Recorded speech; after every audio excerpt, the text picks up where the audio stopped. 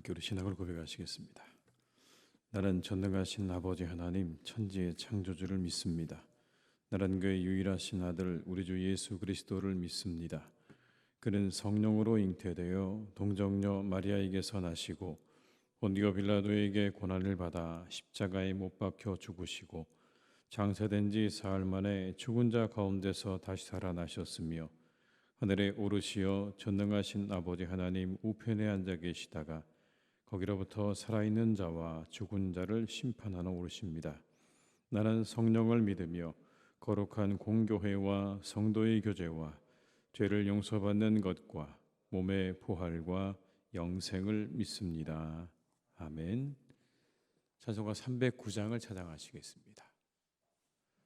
309장입니다.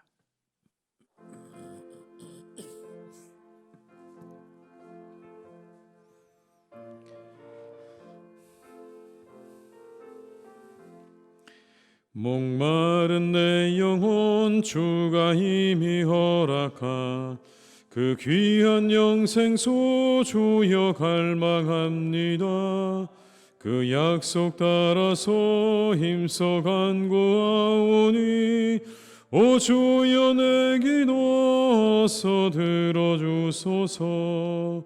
예수의 사랑 예수의 사랑 바다 물결같이 내게 임하니 영광의 물결에 온전히 쌓여서 내 영혼의 기쁨 한량없도다. 주 내게 약속한 큰 비 내려주시려 은혜의 저 구름 건너편에 떠올라 그 귀한 징조가 내게 밝히 보이니 나 힘을 다하여 주께 간구합니다. 예수의 사랑 예수의 사랑 바다 물결같이 내게 임하니 영광의 물결에 온전히 쌓여서 내 영혼의 기쁨 한량없도다. 은혜의 소낙비 지금 흡족히 내려 구원의 큰 강물 흘러차고 넘쳐서 내 추한 모든 죄 모두 씻어버리니 나 지금 은혜를 충만하게 받았네. 예수의 사랑 예수의 사랑 바다 물결같이 내게 임하니 영광의 물결에 온전히 쌓여서 내 영혼의 기쁨 한량없도다. 그 차고 넘치는 주의 은혜의 물결 힘차게 밀려와 내게 만족합니다. 오 할렐루야로 내 맘의 기쁨이 항상 충만함이라. 예수의 사랑 예수의 사랑 바다 물결같이 내게 임하니 영광의 물결에 온전히 쌓여서 내 영혼의 기쁨 한량없. 4절입니다. 그 차고 넘치는 주의 은혜의 물결 힘차게 밀려와 내게 만족합니다. 오 할렐루야로 주를 찬송하오니 내 맘의 기쁨이 항상 충만함이라. 예수의 사랑 예수의 사랑 바다 물결같이 내게 임하니 영광의 물결에 온전히 쌓여서 내 영혼의 기쁨 한량없도다. 예레미야 14장 1절에서 9절의 말씀입니다. 예레미야 14장 1절에서 9절의 말씀입니다.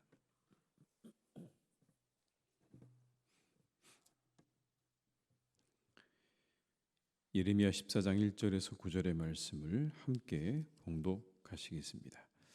가뭄에 대하여 예레미야에게 임한 여호와의 말씀이라. 유다가 슬퍼하며 성문의 무리가 피곤하여 땅 위에서 애통하니 예루살렘의 부르짖음이 위로 오르도다. 귀인들은 자기 사환들을 보내어 물을 얻으려 하였으나 그들이 우물에 갔어도 물을 얻지 못하여 빈 그릇으로 돌아오니 부끄럽고 근심하여 그들의 머리를 가리며 땅에 비가 없어 지면이 갈라지니 밭 가는 자가 부끄러워서 그의 머리를 가리는도다. 들에 암사 심은 새끼를 낳아도 풀이 없으므로 내버리며 들나귀들은 벗은 산 위에 서서 승냥이같이 헐떡이며 풀이 없으므로 눈이 흐려지는도다. 여호와의 우리의 죄악이 우리에게 대하여 증언할지라도 주는 주의 이름을 위하여 일하소서. 우리의 타락함이 많으니이다. 우리가 주께 범죄하였나이다. 이스라엘의 소망이시오 고난당한 때의 구원자시여 어찌하여 이 땅에서 거류하는 자같이 하룻밤을 유숙하는 나그네같이 하시나이까. 어찌하여 놀란 자 같으시며 구원하지 못하는 용사 같으시니이까. 여호와여 주는 그래도 우리 가운데 계시고 우리는 주의 이름으로 일컬음을 받는 자이오니 우리를 버리지 마옵소서. 아멘. 무관심과 침묵은 다른 거죠. 무관심과 침묵은 다릅니다. 무관심은 말 그대로 관심이 없는 게 무관심이면 침묵은 관심과 사랑의 표현일 수도 있습니다. 오히려 기다려주고 참고 있는 거죠. 가만히 기다리고 참고 있는 겁니다. 그러나 보통 우리는 침묵이 길어지면 무관심으로 받아들이게 됩니다. 그런데 무관심 내지는 버림받았다는 감정만큼 우리를 힘들게 하는 게 또 있겠습니까? 사람들이 느끼는 소외감이라고 하는 것 굉장히 심각한 문제죠. 이 소외감이 노화에도 영향을 미칠 뿐만 아니라 젊은 사람들에게는 자살에도 영향을 미친다고 합니다. 이미 그런 연구 결과는요 아주 잘 나와 있습니다. 산업화되고 정보화된 세상에서 사람들은 점점 소외감을 많이 느끼고 살아가고 있습니다. 오늘 예레미야 역시 하나님으로부터 버림받은 것 같은 감정을 토로합니다. 이렇게 이야기합니다. 8절과 9절의 말씀을 제가 읽어드리겠습니다. 이스라엘의 소망이시오 고난당한 때 구원자시오 어찌하여 이 땅에서 거류하는 자같이 하룻밤을 유숙하는 나그네같이 하시나이까. 어찌하여 놀란 자 같으시며 구원하지 못하는 용사 같으시니까. 여호와여 주는 그래도 우리 가운데 계시고 우리는 주의 이름으로 일컬음을 받는 자이오니 우리를 버리지 마옵소서. 표준세번역으로는 이렇게 이야기합니다. 주님은 이스라엘의 희망이십니다. 이스라엘이 환난을 당할 때 구하여 주시는 분이십니다. 그런데 어찌하여 이 땅에서 나그네처럼 행하시고 하룻밤을 묵으로 들른 행인처럼 행하십니까? 어찌하여 놀라서 어쩔 줄을 모르는 사람처럼 되시고 구해줄 힘을 잃은 용사처럼 되셨습니까? 주님 그래도 주님은 우리들 한가운데 계시고 우리는 주님의 이름으로 불리는 백성이 아닙니까? 우리를 그냥 버려두지 마십시오. 자신들을 향해서 나그네처럼 지나가는 행인처럼 그렇게 행하시는 하나님에 대한 아쉬운 감정을 그렇게 표현합니다. 그러면서 이렇게 말하죠. 우리를 버리지 말아 주십시오. 우리를 버리지 마옵소서라고 말을 합니다. 그런데 여러분 예수님도 이런 감정을 느끼신 것 우리 잘 알고 있죠. 예수님도 이 감정을 느끼셨습니다. 엘리 엘리 라마 사박다니 나의 하나님 어찌해서 나를 버리셨습니까? 라고 말을 하셨어요. 여러분 이 감정은요 예수님도 느끼신 겁니다. 예레미야만 느낀 게 아니라 예수님마저도 하나님이 나를 버리셨구나 라고 느끼셨다는 겁니다. 우리도 이와 비슷한 감정을 느낄 때가 있습니다. 하나님이 나에게 관심은 있으신가? 혹시 나를 버리셨나? 그리고 그 감정이 하나님에 대한 불신앙으로 이어지기도 합니다. 하나님이 안 계신 것 아닌가? 라는 생각으로 이어지기도 하는 거죠. 예수님도 그렇게 느끼셨다고 말씀합니다. 어떤 때 하나님은요, 무서운 침묵을 지키실 때도 있는 겁니다. 예레미야가 느낀 감정도, 예수님이 느낀 감정도 그런 것이었습니다. 하나님이 지금 무엇을 하고 계시는가? 나를 버리셨나? 하나님이 계시긴 한 건가? 이런 마음들이 드는 겁니다. 그런 감정을 느낀 사건의 배경이 있죠. 바로 가뭄이었습니다. 1절로 4절의 말씀을 다시 한번 함께 읽어보시겠습니다. 가뭄에 대하여 예레미야에게 임한 여호와의 말씀이라. 유다가 슬퍼하며 성문의 무리가 피곤하여 위로 오르도다. 귀인들은 자기 사환들을 보내어 물을 얻으려 하였으나 그들이 우물에 가서도 물을 얻지 못하여 빈 그릇으로 돌아오니 부끄럽고 근심하여 그들의 머리를 가리며 땅에 비가 없어 지면이 갈라지니 밭 가는 자가 부끄러워서 그의 머리를 가리는도다. 가뭄이 든 겁니다. 마실 물이 없습니다. 애통하고 부르짖고 있습니다. 물을 얻으려고 아무리 애를 쓰지만 물을 얻을 수 없습니다. 생명이 위협당하고 있는 거예요. 그런데 하나님께서 이 일에 대해서 그냥 손 놓고 가만히 계시는 것처럼 느껴지는 겁니다. 왜 이 고통을 그냥 가만히 보고만 계시는가라고 하는 거죠. 왜일까요? 왜 이렇게 무관심하신 것처럼 행하시는 걸까요? 하나님이 그렇게 그들을 향해서 무관심하신 것처럼 행하시는 건 정말 그들을 향해서 무관심해서가 아니라 그들의 마음을 불러일으키시기 위함인 겁니다. 그런 시간이 필요한 거예요. 그들의 마음이 불러일으켜질 시간이 필요한 겁니다. 계속 지적하고 있는 것처럼 그들의 마음이 하나님에게서 떠났습니다. 하나님을 잊었다고 말을 합니다. 너희들이 하나님을 잊었다, 나를 잊었다. 앞장에 13장 25절에 이렇게 기록하고 있습니다. 여호와의 말씀이니라. 이는 내 몫이요 내가 헤아려 정하여 내게 준 분깃이니 내가 나를 잊어버리고 거짓을 신뢰하는 까닭이라. 계속해서 하는 말입니다. 내가 나를 잊어버렸다. 하나님을 잊고 거짓을 신뢰하고 이방의 우상과 신들을 섬기고 있는 그들의 마음을 새롭게 하기 위해서, 그 마음을 다시 하나님을 향해 불러일으키게 하기 위해서 하나님께서 오늘 일종의 충격요법을 쓰고 계시는 거예요. 그냥 가만히 계시는 거예요.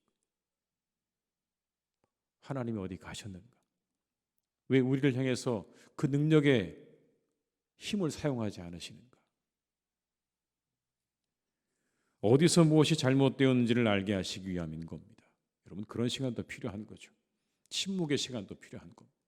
그래야 생각하기 시작하는 겁니다. 너무 모든 것들이 신속하게 정리가 되면요, 생각할 겨를이 없습니다. 하나님께서 침묵하시는 시간이 있어야 사람들이 생각을 하게 되는 겁니다. 마치 나그네처럼 행인처럼 하나님께서 그렇게 침묵의 시간을 가지셔야 사람들도 비로소 생각하기 시작하는 겁니다. 어디서 잘못된 건가? 무엇이 잘못된 것일까? 왜 우리가 이런 어려움을 겪는가라고 하는 그런 시간들을 가져야 그 마음이 다시 하나님께로 돌이켜지게 되는 것이고, 하나님께로 일으켜지기 때문에 하나님께서 이런 시간들을 허락하고 있는 거죠. 굳어지고 단단해진 사람들의 마음을 일으키는 방법입니다. 그래야 다시 생각하게 됩니다. 왜 이런 고난이 내게 찾아왔을까를 통해 다시 하나님께로 돌아가게 하시는 겁니다. 그러나 여러분, 이 고난의 문제가, 이 고통의 문제가 반드시 그것으로 다 해결되는 건 아닙니다. 모든 고난과 고통이 다 그러한 이야기로 해결되는 건 아닌 거죠. 예수님의 외침에 대한 침묵도 있지 않습니까? 왜 나를 버리셨습니까? 라고는 예수님에 대한 이 침묵, 이건 하나님의 뜻을 이루기 위함이셨습니다. 그를 돌이키게 하기 위해서가 아니라, 그의 마음을 돌이켜 하나님께로 돌아오게 하기 위함이 아니라, 예수님의 이 외침에 대해서 하나님이 침묵하신 것은 하나님의 뜻을 이루기 위해서였습니다. 아들을 통해 사람들의 생명을 구원하기 원하셨기 때문에 침묵하시는 거예요. 크신 하나님의 뜻과 계획을 이루어 가시기 위해 침묵하시는 거예요. 그러실 때도 있다는 겁니다. 하나님의 뜻을 이루어 가시는 과정 속에 하나님은 때때로 침묵하시는 거예요. 그걸 당하는 사람 입장에서는 힘들고 괴롭죠. 나는 아무 잘못한 것이 없는데 내가 왜 이런 일을 겪어야 하는가? 여러분, 오죽하면 예수님께서 십자가에서 왜 나를 버리셨습니까? 라고 하셨겠습니까? 내가 왜 이런 고통을 당해야 합니까? 라고 하나님을 향해서 그렇게 항변하셨겠습니까? 그 시간이 괴롭고 힘든 거죠. 그런데 이 모든 일이 하나님의 뜻이 이루어져가는 과정이라는 것을 우리가 믿음 속에서, 그런 믿음 속에서 인내해야 하는 시간도 있는 겁니다. 때때로 우리에게 희생과 수고가 필요한 시간도 있습니다. 그때 하나님은 침묵하십니다. 그래야 일이 이루어지기 때문에. 누군가의 희생과 수고, 헌신이 있어야 그래야 그 일이 이루어지기 때문에 하나님이 때때로 그 일을 이루어 가시는 과정 속에 하나의 방법으로, 하나의 과정으로 침묵하고 계실 때도 있다는 겁니다. 우리는 때로 하나님으로부터 소외의 감정을 느낄 때가 있을지도 모르겠습니다. 하나님 제게 왜 이러세요? 라고 그렇게 우리가 말하는 것이죠. 어떤 때는 하나님의 침묵이 길게 느껴질지도 모릅니다. 그러나 한 가지는 분명합니다. 오늘 성경이 우리에게 주시는 메시지는 분명합니다. 그 가운데도 하나님은 우리를 향하신 하나님의 계획을 이루어가고 계시다는 것만큼은 분명한 것입니다. 하나님이 우리를 향해서 아무리 침묵하고 계신다고 해도 아무것도 행하고 계시지 않은 건 아닙니다. 그것도 다 하나님의 계획과 뜻 안에 있는 것이고 하나님의 섭리 안에 있다는 걸 오늘 말씀하고 있는 거죠. 조용히 그러나 분명히 그 뜻을 하나님이 이루어가고 계시는 겁니다.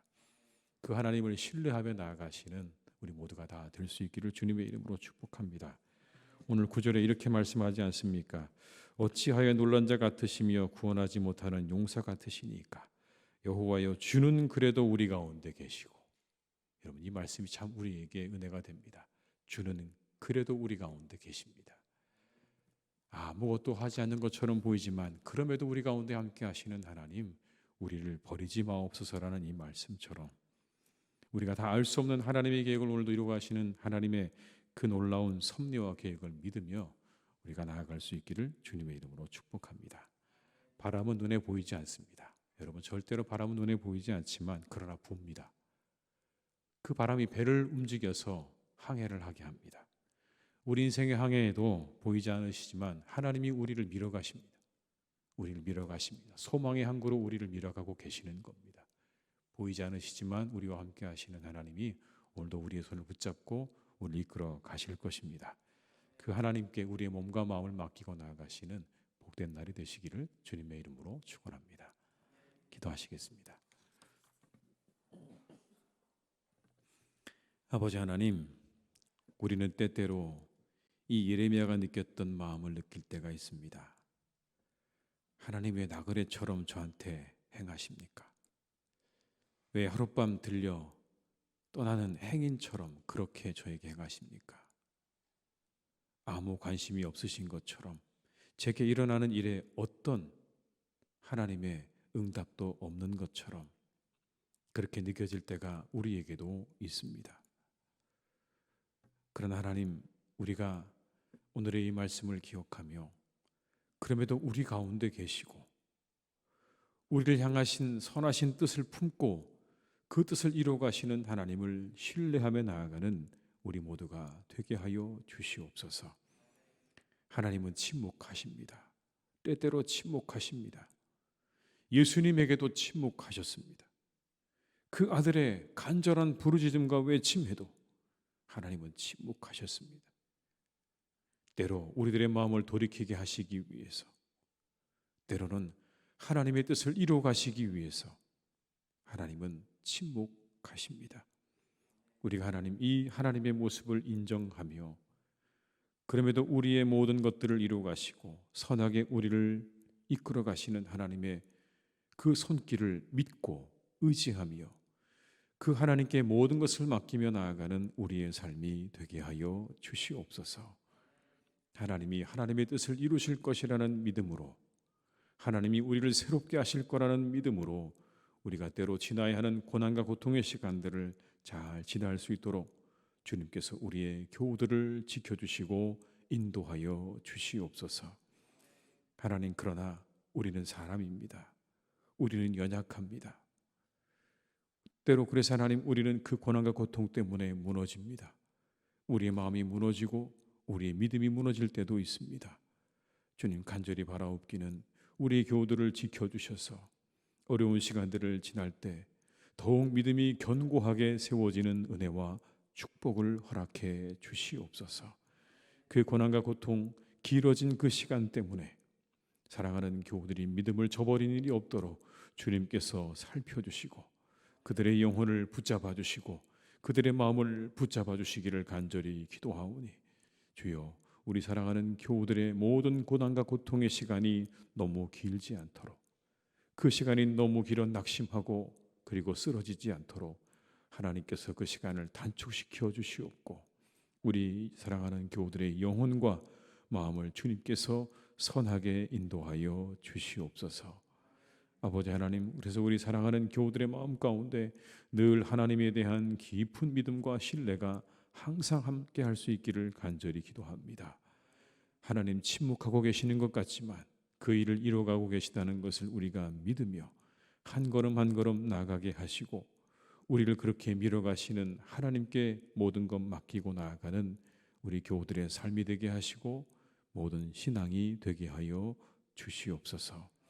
아버지 하나님, 우리 교회를 주님께서 또한 선하게 인도하고 계시는 줄 믿습니다. 아버지 하나님이 함께 하시는 줄 믿습니다. 우리를 선하게 주께서 인도하고 계십니다. 아버지 하나님이 우리의 눈에 보이지 않으시지만 하나님의 교회를 이렇게 인도해 가시는 하나님의 놀라운 섭리를 우리가 우리의 눈으로 똑똑히 보고 있습니다.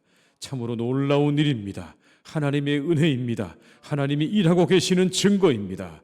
하나님이 우리를 통하여 일하실 줄로 믿사오니, 일하고 계시는 줄로 믿사오니 우리 교회 통해 하나님 선한 뜻을 이루어 주시옵시고 하나님의 뜻을 이루어 주시옵소서.